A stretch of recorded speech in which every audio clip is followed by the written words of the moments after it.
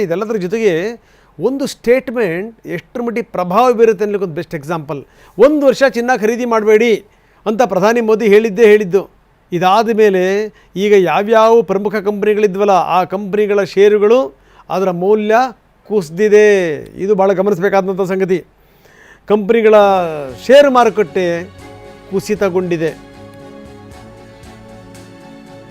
ಹೆಂಗಿದೆ ನೋಡಿ ಹೊಡೆತ. ಪ್ರಮುಖ ಚಿನ್ನಾಭರಣ ಕಂಪನಿಗಳ ಷೇರು ಕುಸಿದಿರೋದು.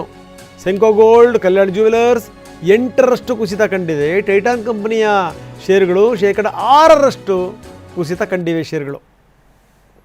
ಇದು ಸಂಗತಿ. 1 ವರ್ಷ ಚಿನ್ನ ಖರೀದಿ ವಿಚಾರಕ್ಕೆ ಸಂಬಂಧಪಟ್ಟಂಗೆ ಸ್ವಲ್ಪ ಜಾಗ್ರತೆ ವಹಿಸಿ. ಅಂದರೆ ಖರೀದಿ ಮಾಡಲೇಬೇಡಿ ಅಂತ ಹೇಳಿಲ್ಲ.